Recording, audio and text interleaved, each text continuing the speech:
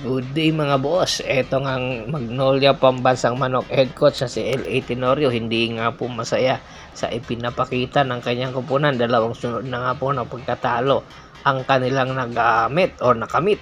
Kaya naman inaasahan, ayon nga sa mga balibalita, pag-amin mismo ni L.A. Tenorio na itong si Jonathan Williams ay nagkaka-interes sila sa pagkuha. Ito kung si Jonathan Williams ay posible maging possible import replacement po ni Noni Umut. At the age of masasabi natin na 31 ay itong si Williams po ang tinagurian ngayon pinakamalakas na magiging import ng Magnolia Pambansang Manok Templados.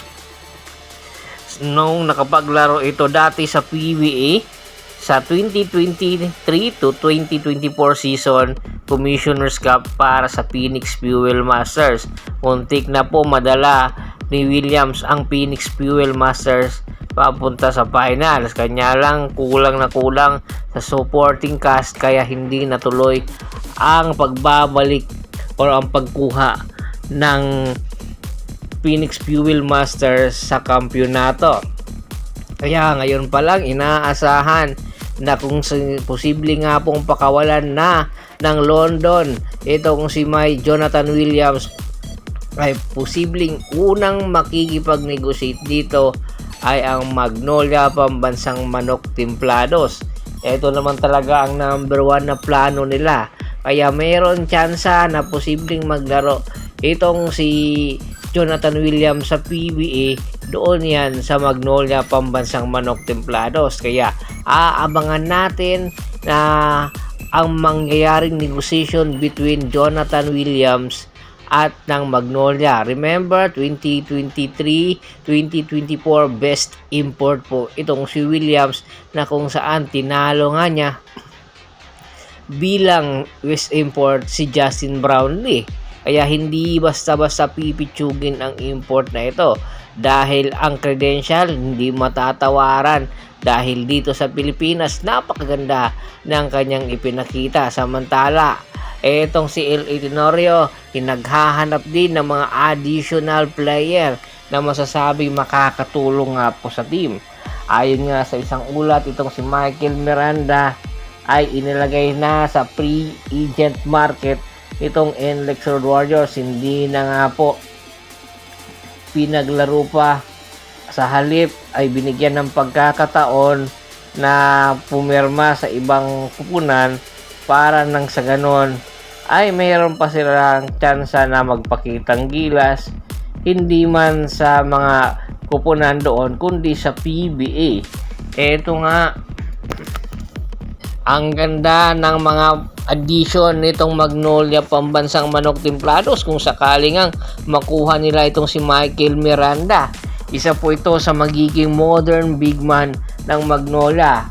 Titingnan mo ang lineup ng Magnolia sa kanilang big man, ang tanging tumitira lang dito si Xavier Lucero at yung si Russell Escoto. Kaya hindi katakataka na itong si Michael Angelo Miranda ay posibleng ang idagdag ni L.A. Tenorio sa kanilang lineup. At the age of 35, 6'6 ang height, 2015 second round first overall pick ng Barraco Ball Energy Drink. Kaya asahan natin na itong si Michael Miranda ay makakatulong sa Magnolia Pambansang Manok Templado sa kampanya para sa paparating na Commissioner's Cup. Pagpapalalim po ito sa kanila para nang sa ganon kung makakatapat nila yung mga big time na mga kupunan katulad ng San Miguel, Tropang Giga at Barangay Ginebra makakasagot at makakapagtapat ang Magnolia Pambansang Manok Templados sa iba't ibang kupunan dito sa PBA. Ano sa tingin nyo? Dapat bang ituloy ang pag-acquire ng Magnolia Pambansang Manok Templados kay Michael Miranda? Komento na sa baba ng video At pag-usapan po natin yan. Once again, this is Percival Montero at your service. Don't forget to subscribe my sports channel at don't forget to click the notification bell button para maging updated palagi sa kwentuhan.